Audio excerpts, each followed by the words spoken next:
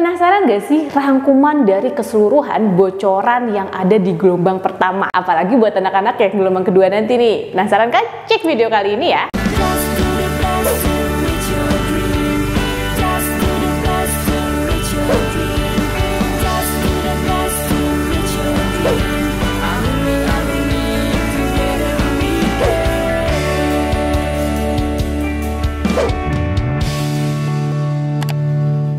Mau belajar TPS UTBK 2023 versi terbaru?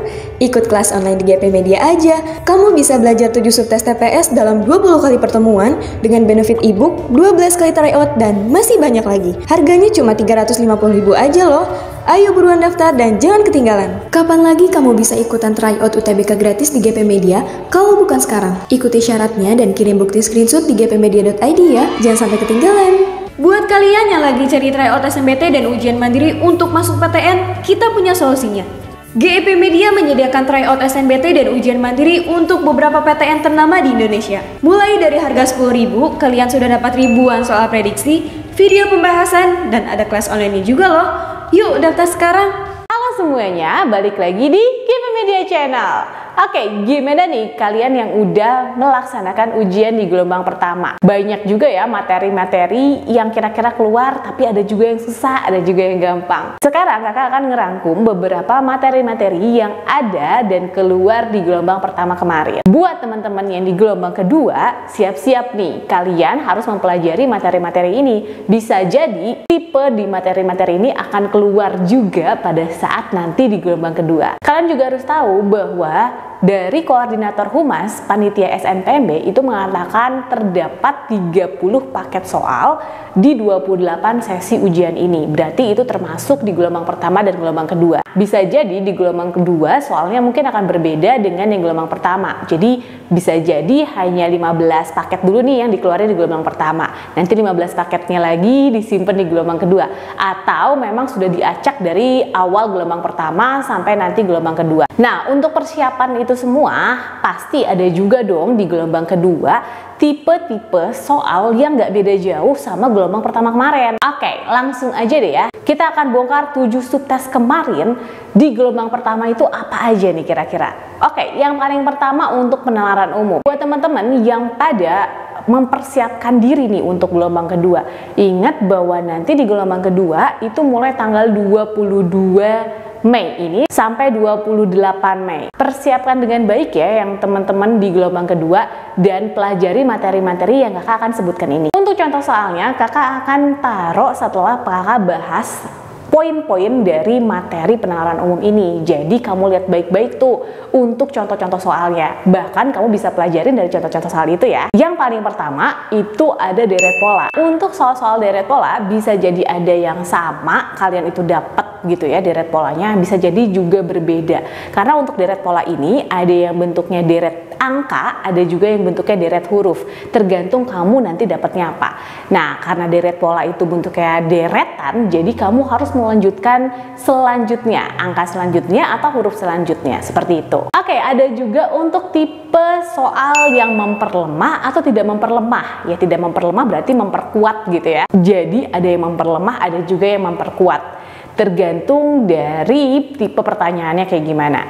Nah, kakak juga udah ngasih tahu tuh tips untuk mengerjakan soal dengan tipe memperlemah atau memperkuat di video-video kakak sebelumnya. Kemudian ada juga materi tentang pernyataan yang pasti benar dan mungkin benar. Jadi kamu harus bedain bahwa pasti itu berdasarkan fakta, sedangkan mungkin itu berdasarkan asumsi. Di video kakak sebelumnya, kakak juga udah ngejelasin ya untuk tipe pertanyaannya itu kayak gimana dan tipe untuk menjawab soalnya itu seperti apa. Ada juga di penalaran umum tentang logika kuantitatif. Nah, logika berarti kan berdasarkan logika kamu tapi ada angka-angkanya sedikit. Jadi kalau memang kamu sudah bisa menggunakan logika dengan tepat, sebenarnya tanpa ada hitung-hitungan yang terlalu terperinci banget, kamu bisa tuh cepat untuk menjawab soal tersebut.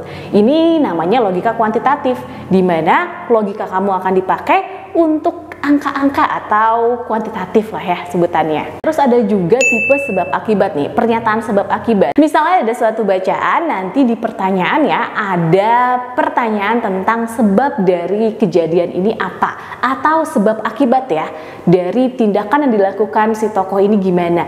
Itu ada di bacaannya, terus kamu harus mencari tahu apa sih sebab akibat dari suatu pernyataan itu. Oke, ada juga tipe hubungan antar kalimat. Nah, hubungan antar kalimat ini maksudnya pertanyaan-pertanyaan yang berhubungan dengan jika. Jadi kalau misalkan ada suatu pernyataan, terus udah gitu dia memberitahu tuh, jika kondisi ini seperti ini, maka nanti gimana. Nah, kalau mungkin teman-teman yang lain mikirnya itu pertanyaan silogisme. Nah, mungkin seperti itu ya. Jadi ada persyaratan, jikanya apa, ada satu bacaan yang katanya ada yang dapatnya bacaannya panjang, juga ada yang dapatnya bacaannya ya relatif singkat gitu. Tergantung nanti kamu dapatnya apa. Nah, jadi hubungan antar kalimat itu maksudnya bagaimana kamu menjawab dari tipe pertanyaan yang itu mengandung unsur jikanya. Jadi ada persyaratan di situ. Kemudian ada juga tipe soal tentang penarikan kesimpulan. Nah, ini juga nih dialamin sama murid kakak yang udah melaksanakan ujian UTBK yang kemarin, dan dia tuh udah ngasih tahu, Kak, ini jelas-jelas Kak kemarin ada penarikan kesimpulan itu melihat dari kualitas simpulannya, kesimpulan mana yang benar berdasarkan isi bacaan, terus juga ada kesimpulan yang paling mungkin berdasarkan isi bacaan, ada juga kesimpulan yang paling didukung berdasarkan isi bacaan. Ingat bahwa kesimpulan itu berbeda dengan isi bacaan. Jadi kamu harus memahami makna dari kesimpulan itu sendiri itu apa. Nah, itu yang harus kamu pelajarin. Nanti kamu di situ ada pernyataan yang kamu harus milih pernyataan tersebut benar atau salah berdasarkan isi teksnya. Nah, itu ada di penalaran umum juga. Untuk contoh-contoh materi yang tadi kakak sebutin, kamu bisa lihat setelah ini ya. Coba kamu pelajarin baik-baik contoh-contoh yang diberikan. Dari situ kamu pahamin baik-baik dengan benar, sehingga pada saat nanti kamu ujian di gelombang kedua, kamu memiliki kesiapan yang lebih dibandingin yang gelombang pertama kemarin.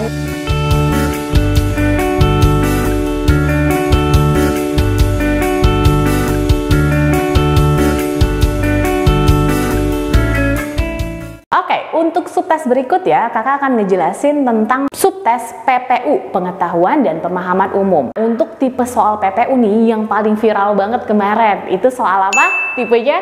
Ya, soal bahasa Panda. Katanya keluar, tapi nggak banyak kok. Ada juga yang dapat, ada juga yang enggak. Tapi yang dapat juga paling cuma satu soal. Untuk tipe lainnya itu ada tipe pemahaman kata. Jadi memaknai dari suatu kata itu pemahamannya apa sih gitu. Kemudian ada juga tipe soal untuk mengisi teks yang rumpang. Kalian tahu ya, kalau untuk mengisi teks yang rumpang cocok-cocokin aja kira-kira nyambung nggak tuh kata-katanya sama kalimat sebelum dan setelahnya. Jadi bisa cocokin tuh yang teks yang rumpangnya itu seperti apa. Kemudian ada juga tipe pemisahan paragraf. Jadi ada satu paragraf, terus kalau misalkan dipecah paragrafnya itu kira-kira gimana tuh pecahnya.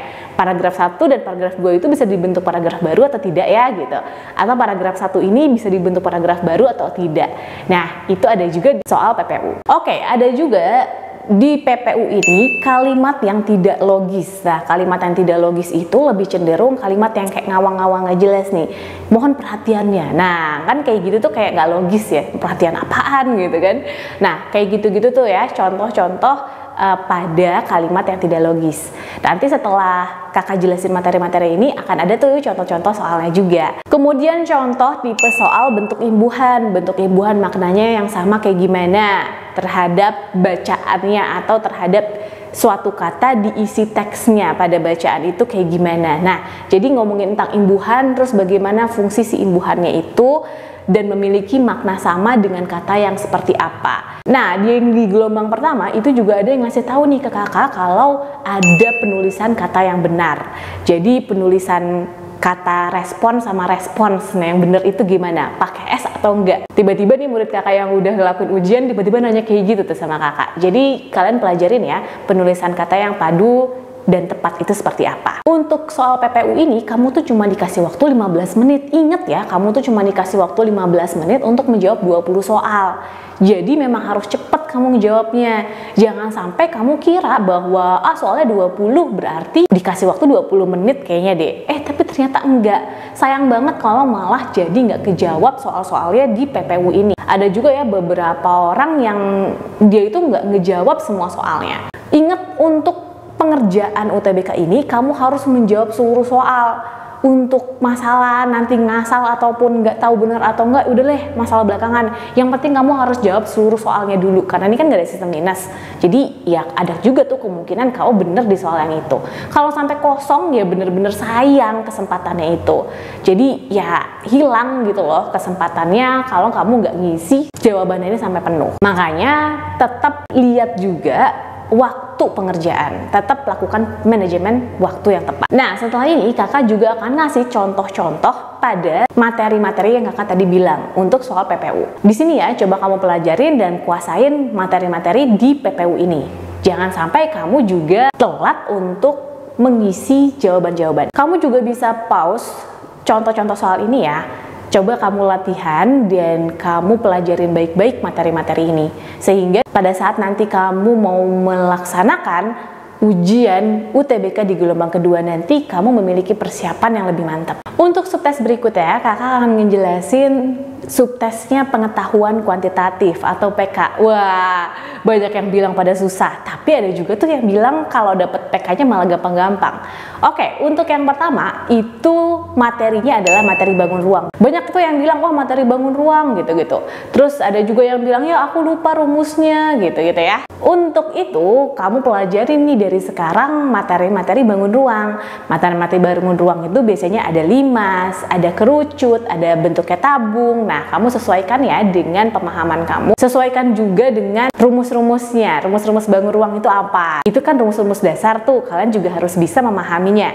Ingat, jangan sampai kamu ngeblank pada saat nanti ngerjain, kamu udah kelupaan sendiri rumusnya apa. Hati-hati ya. Ada juga untuk tipe soal-soal yang aljabar biasa tuh cuman penjumlahan atau perkalian, pengurangan biasa. Mudah-mudahan aja kamu dapat soalnya kayak gini ya. Ini gampang-gampang sih soalnya.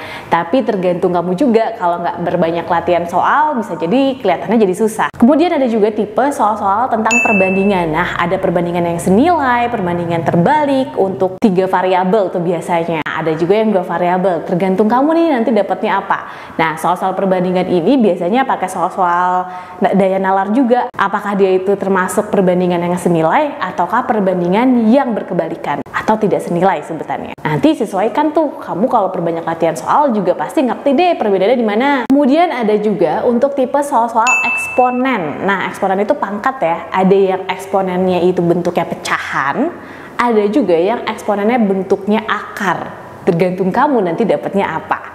Eksponen soal-soal pangkat dan dia itu ada akarnya, atau dia bentuknya pangkat tapi bentuknya pecahan juga. Coba kamu pelajarin untuk tipe-tipe soal-soal eksponen ataupun pangkat ini. Kemudian ada juga untuk tipe soalnya fungsi komposisi. Ada yang bilang fungsi itu kok fungsi keluar. Tapi ada juga yang bilang aku malah nggak dapat fungsi sama sekali.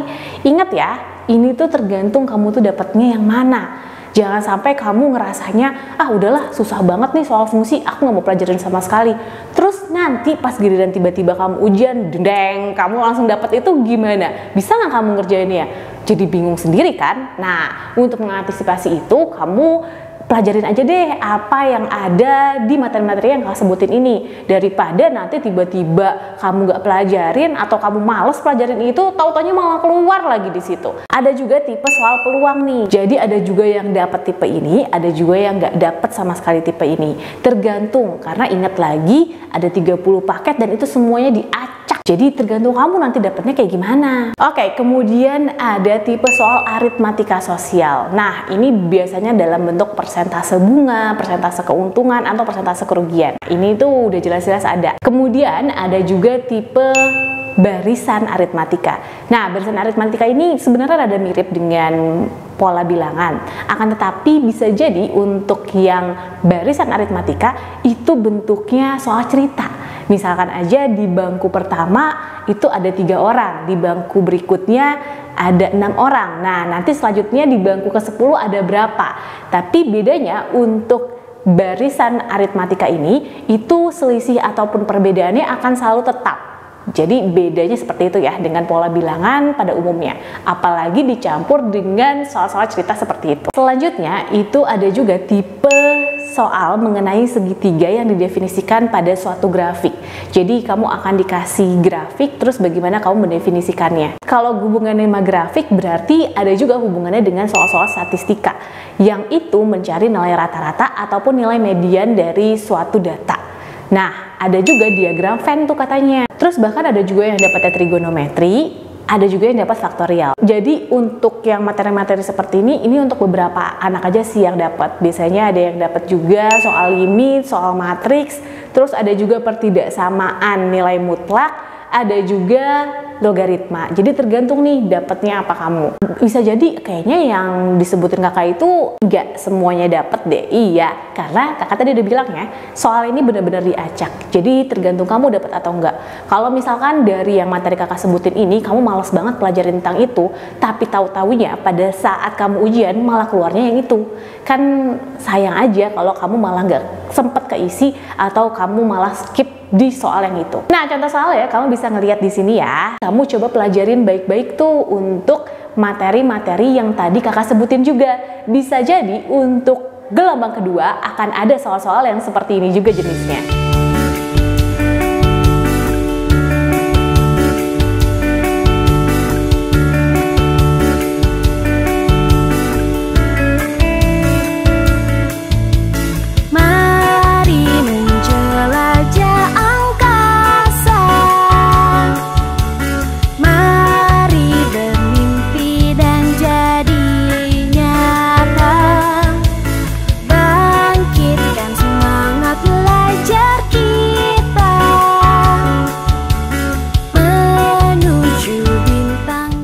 Oke, untuk subtes berikut ya, kakak akan jelasin tentang subtesnya PBM, pemahaman bacaan menulis. Ini ada nih beberapa tipe-tipe soal di PBM ini.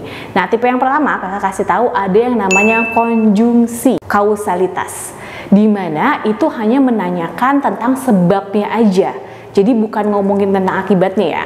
Tapi kalau misalkan ada sebab dan akibat juga, itu disebutnya korelasi suatu kalimat. Jadi kamu harus bedain.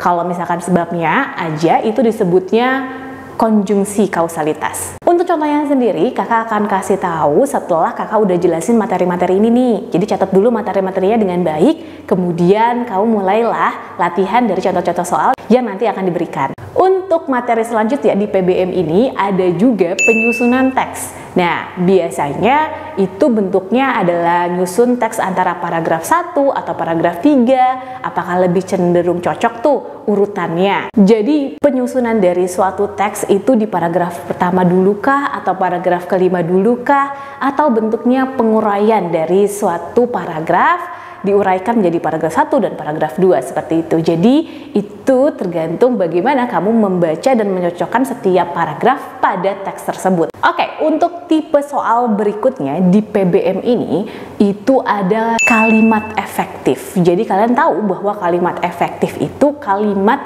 yang menentukan suatu gagasan atau ide dari teks tersebut. Sedangkan ada juga tipe soal yang berhubungan dengan kalimat baku. Kalimat baku ini hubungannya nanti sama penyusunan SPOK ataupun keterangan-keterangan pada suatu pernyataannya sudah sesuai atau tidak berdasarkan PUEBI.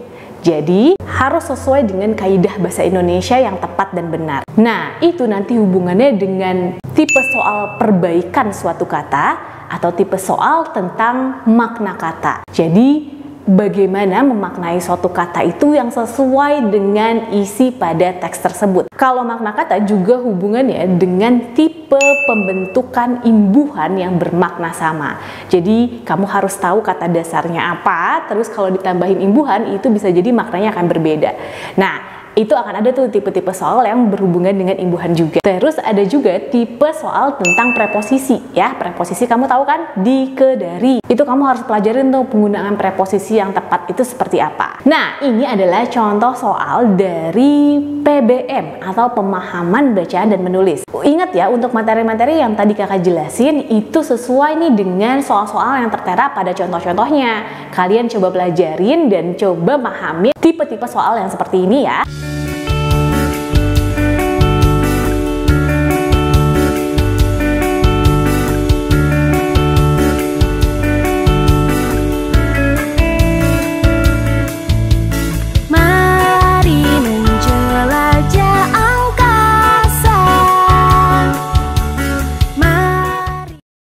Berikutnya ada subtes literasi bahasa Indonesia. Di subtes ini ada tipe soal yang berhubungan dengan tabel benar dan salah dari suatu pernyataan ataupun teksnya. Jadi pernyataannya itu benar atau salah nih, sesuai atau tidak nih dengan yang ada di isi teksnya. Jadi ada kolom dan kamu harus menjawab tuh kira-kira pernyataan pertamanya benar atau salah. Seperti yang ada di subtes pengenalan umum tuh sebelumnya. Mungkin nggak beda jauh ya sama itu, tetapi untuk teksnya itu akan lebih panjang ya untuk literasi bahasa Indonesia. Ada juga untuk tipe soalnya itu berhubungan dengan kutipan-kutipan dari cerita-cerita pendek ya, kutipan dari cerpen. Entah itu kutipannya adalah mengenai tentang percintaan atau mengenai tentang hubungan pertemanan, persahabatan. Di situ ada kutipan-kutipan tentang cerita-cerita seperti itu. Dan kamu diminta untuk mengetahui nilai-nilai moral dari bacaan tersebut atau sudut pandang yang kamu dapat dari tokoh ini tuh seperti apa. Nah, nanti akan ada tuh tipe-tipe pertanyaan yang seperti itu. Jadi ingat, untuk soal-soal literasi ini kamu harus membaca cepat dan memahami maksud dari isi bacaannya sehingga kamu akan cepat juga ngejawabnya. Ada juga mengenai kesimpulan isi bacaan. Nah, jadi ada bacaannya itu dari keseluruhan teksnya itu apa, dan kesimpulan yang kamu bisa ambil dari bacaannya itu kayak gimana. Nanti akan ada juga tipe pertanyaan yang seperti itu ya untuk di literasi bahasa Indonesia.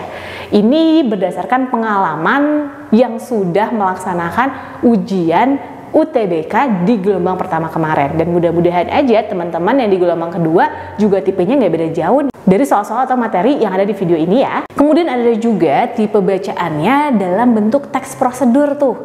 Jadi prosedur melaksanakan sesuatu atau prosedur untuk melakukan kegiatan atau apapun itu. Jadi kamu nanti akan ditanya pertanyaan-pertanyaan yang sesuai dengan teks yang berhubungan dengan prosedur itu. Nah, kemudian ada juga untuk tipe pertanyaan yang hubungan antar teksnya. Jadi hubungan antara paragraf pertama apa dengan paragraf kedua. Misalkan paragraf pertamanya itu lebih menjelaskan tentang pernyataan yang umum atau menceritakan tentang ciri-ciri tertentu, terus di paragraf keduanya ngomongin tentang akibat-akibat tertentunya. Bisa jadi seperti itu, dan itulah yang disebut sebagai hubungan antar teks atau antar bacaan. Nah, dari hubungan itu juga ada tipe yang mengetahui informasi dari teks tersebut. Jadi kalau kamu udah tahu hubungannya, kadang-kadang suka ada tuh pertanyaan juga yang berkaitan dengan informasi yang kamu ambil dari teks tersebut apa. Mau itu informasinya tersirat ataupun tersurat. Jadi kamu harus tahu ya, informasi dari bacaan yang diberikan itu kayak gimana. Nah, untuk tipe soal-soal yang kakak kasih tahu materinya tadi, kamu bisa lihat contoh-contohnya di sini. Ada tuh ya contoh-contoh dari materi-materi yang kakak kasih. Coba aja kamu pelajarin baik-baik contoh-contoh ini dan kamu kuasain tuh materinya. Kalau misalkan kamu lebih menguasai materi-materi bacaan seperti ini, coba pahami dengan baik. Siapa tahu skor kamu malah tingginya di sini loh. Oke, untuk subtes berikutnya ada subtes literasi bahasa Inggris. Oke, buat teman-teman yang pada bingung gimana cara ngejawab bahasa Inggris, kakak juga ada tuh beberapa video kakak yang ngejelasin cara dan tips-tips untuk menjawab soal-soal bahasa Inggris. Untuk tipe soal pertama itu yang berhubungan dengan vocabulary. Vocabnya gimana nih? Kira-kira nyambungin kata ya, kata per kata atau kata-kata yang maknanya sama ataupun yang ada sinonim dari kata yang pada teks. Itu seperti apa? Itu untuk tipe soal yang pertama. Untuk tipe berikutnya itu ada tipe soalnya yang berhubungan dengan tone of the text. Jadi tone of the text ini adalah penggambaran dari suatu bacaan itu, menggambarkan secara umum mengenai bacaan tentang apa. Jadi gini maksudnya, tone of the text ini yang berhubungan apakah bacaannya itu merupakan bacaan yang sarkastik, apakah dia tipe suatu bacaan yang sarkastik, atau yang solemen. Solemen itu artinya yang mengungkapkan kesedihan dari suatu peristiwa atau apapun itu. Jadi kamu baca cepet nih di sini, atau lebih ngomongin bacaannya tentang persuatif. Jadi yang lebih mengajak untuk, misalkan lebih mengajak untuk melaksanakan hidup sehat seperti itu, atau mengajak sesuatu, itu persuatif. Ada juga yang tipenya serius. Serius itu berarti ngomongin tentang suatu hal yang bacaannya itu lebih serius atau condong ke arah tertentu, yang memiliki gambaran yang cukup serius dari suatu informasi yang diberikan. Biasanya tuh tipe-tipe soal yang kayak gini nih yang dibilang sama anak-anak cukup sulit juga kalau dapat tipe-tipe soal yang kayak gini, karena kan kamu harus memahami banget tuh bacaannya itu mengenai apa. Ini nanti hubungannya juga sama tipe soal yang berikutnya, yaitu author's attitude. Nah, jadi gimana sikapnya si authors atau penulis? Apakah dia itu bersikap positif terhadap isi bacaan? Biasanya sikap-sikap positif ini yang berhubungan dengan apresiatif dari suatu kondisi ataupun bacaan tersebut. Nah, ada juga tipe author attitudes-nya itu berhubungan dengan hal-hal yang negatif.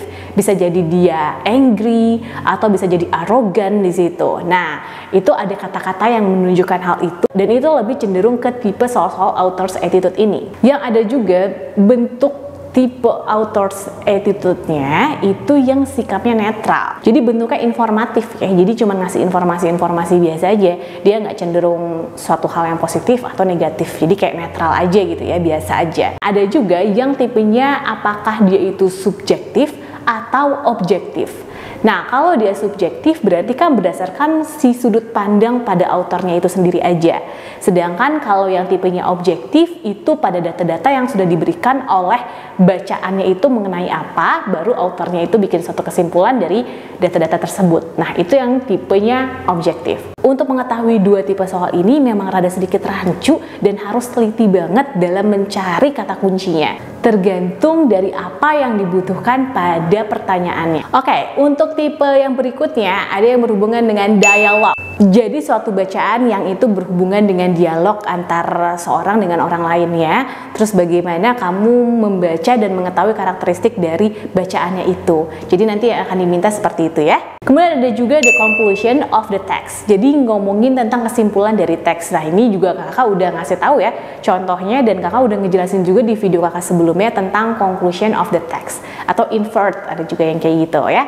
Jadi invert atau conclusion itu sebenarnya ngomongin tentang suatu kesimpulan pada teks ataupun bacaannya. Ada juga tipe soal yang berhubungan dengan the nexus between text 1 and 2. Jadi kayak hubungan antara teks pada bacaan di paragraf pertama dengan paragraf kedua itu kayak gimana hubungan the nexusnya. Jadi hubungannya itu apakah ngomongin sebab akibat, apakah ngomongin suatu description, ataupun ngomongin suatu explanation, atau dia itu menjelaskan affirmation ataupun confirmation di teks berikutnya. Jadi di paragraf berikutnya itu hubungannya apa? Dia itu di paragraf pertama kayak gimana, di paragraf kedua apa? Sebenarnya kayak literasi bahasa Indonesia tapi versinya ke bahasa Inggris aja. Apa sih ngomongin tentang example for apa gitu. Kamu harus mengetahui tuh tipe-tipe antar paragraf itu atau antar teksnya itu kayak gimana. Menjelaskan tentang comparison, jadi perbandingannya. Perbandingannya apa sih yang dijelaskan di paragraf pertama itu, apakah dia ngomongin brand atau produk tertentu, atau di paragraf kedua itu dia ngomongin apa. Jadi ngomonginnya tentang comparison ataupun perbandingan. Oke, ada juga tipe yang terakhir nih kakak kasih tahu yang paling umum sebenarnya tentang main idea atau topik dari suatu teks ataupun bacaannya. Kakak juga sebenarnya udah ngejelasin tuh di video kakak sebelumnya mengenai literasi bahasa Inggris dan gimana sih cara ngejawab main idea atau topik dari isi bacaan pada literasi bahasa Inggris itu kayak gimana cara jawab yang tepatnya. Kakak akan kasih contoh soal di sini. Pelajarin baik-baik dan perbanyak latihan soal, karena bahasa Inggris itu nggak cuman kamu memahami satu kata, dua kata aja. Kamu harus memahami literasi atau keseluruhan pada teks. Bagaimana kamu memahami teks tersebut, bagaimana kamu mengetahui maksud yang diberikan pada soal. Di sini kamu juga harus dilatih lagi kemampuannya untuk lebih memahami literasi bahasa Inggris itu sendiri. Oke, untuk subtes yang terakhir nih, subtes berikutnya itu adalah penalaran matematika. Untuk subtes penalaran matematika ini, ingat bahwa bahasanya itu adalah bahasa literasi atau bentuknya soal-soal cerita, tapi dikemas dalam bentuk matematika sederhana. Masa sih sederhana? Ada juga yang susah nih. Iya, ada juga yang dapetnya ternyata malah susah ya. Tapi bagaimana kamu meramu bentuk suatu cerita itu dalam penalaran matematika ataupun dalam pemahaman logika matematika yang tepat. Jadi untuk tipe yang pertama itu ada soal mengenai geometri. Jadi geometri itu hubungannya dengan bangun ruang ya, dengan bangun datar, hubungannya seperti itu. Jadi bisa jadi ada bentuknya limas, tabung, ataupun kerucut, ataupun bentuk prisma. Terus ada juga untuk tipe soal-soal perbandingan ya. Mungkin kakak udah jelasin juga di pengetahuan kuantitatif ada tuh perbandingan senilai dan perbandingan terbalik. Nah di penalaran matematika ini juga nih ada hubungan, yaitu dalam bentuk perbandingan juga. Jadi ada juga yang berhubungannya dengan grafik ataupun data pada suatu bacaan. Jadi ini kamu harus mencari nilai rata-rata dalam bentuk statistika seperti itu. Nah, biasanya untuk penalaran matematika ini, kamu akan dikasih suatu bacaan yang atau data yang lumayan panjang, dan soal-soalnya itu bisa jadi ada 3 ataupun 5 soal untuk menjawab teks ataupun bacaan tersebut yang berhubungan dengan penalaran matematik. Begitupun untuk yang literasi bahasa Indonesia ataupun bahasa Inggris yang sebelumnya kakak jelasin. Jadi bisa jadi bacaannya satu kesatuan, tapi soal untuk mengetahui informasi pada bacaan itu bisa sampai 3 ataupun 5 soal yang berhubungan dengan teksnya. Jadi kamu sebenarnya kalau udah memahami inti bacaannya atau udah memahami data-data yang diberikan, kamu tinggal lihat aja tuh soal-soal yang ditanya itu apa. Jadi kalau misalkan soalnya juga membicarakan tentang nilai rata-rata ataupun persentase dari hubungan pada suatu diagram ataupun grafik yang diberikan, kamu tinggal jawab aja sesuai yang diminta pada soalnya. Nah ini juga berhubungan dengan aritmatika sosial tuh biasanya. Jadi untuk mengetahui persentase bunga, persentase suatu harga, apakah dia mengalami penurunan atau kenaikan berdasarkan data ataupun grafik yang diberikan pada soal. Jadi ada juga soal-soal yang berhubungan dengan waktu, jarak maupun kecepatan. Jadi mungkin ada soalnya itu dalam bentuk soal cerita dan kamu harus bisa memahami hubungan antara kecepatan, waktu, dan jarak. Kemudian ada juga mengenai pola operasi bilangan, tapi ini dalam bentuk bacaan ya. Seperti mungkin yang udah kakak jelasin di pengetahuan kuantitatif. Kalau misalkan barisan pertama itu ada 3 orang, barisan kedua ada 4 orang, barisan kelima ada 5 orang, itu gimana tuh pola operasi bilangannya yang tepat. Jadi penyusunan dari suatu cerita yang dibentuk menjadi suatu pola yang akan mendasari kamu menjawab soalnya. Ada juga sih yang dapat sistem persamaan linear 2 variabel atau bahkan sistem persamaan linear 3 variabel. Tergantung kamu dapat soal yang mana ya. Ingat untuk soal-soal penalaran matematika ini dan soal-soal yang lain yang kakak sebutin materi-materinya, bisa jadi itu berbeda dengan teman-teman kamu semua. Jadi soalnya itu diacak. Ini contohnya ya. Jadi contoh pada materi-materi yang kakak jelasin itu adalah ini. Kamu coba pelajarin dari contoh yang udah diberikan ini.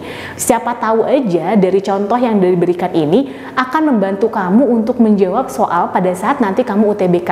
Apalagi buat teman-teman yang nanti pada mau ujian untuk gelombang kedua. Semoga aja ya ini tuh soal-soalnya akan ngebantu kalian semua. Pelajari dengan baik-baik ya. Itu dia kesimpulan dari 7 subtes yang ada di gelombang pertama kemarin. Jadi materi-materinya apa aja nih buat gelombang pertama tadi udah kakak jelasin semua. Bahkan kakak juga udah ngasih contoh-contoh soalnya. Coba aja kamu pelajarin dan latihan dari contoh-contoh soal yang diberikan ini. Ada beberapa juga yang sebenarnya udah dibahas atau nanti akan dibahas di video-video yang ada di GP Media ini. Makanya pelajarin baik-baik dan tonton terus video-video kita ya. Jadikan konten-konten kita itu sebagai konten yang bermanfaat buat kalian dan membantu kalian untuk bisa masuk ke PTN-PTN favorit impian kalian semua. Semoga aja nih video yang kakak jelasin ini juga membantu kalian nih untuk kalian bisa mencapai impian kalian semua masing-masing. Sampai sini dulu aja ya video dari kakak dan semoga bermanfaat. See you in the next video. Dadah!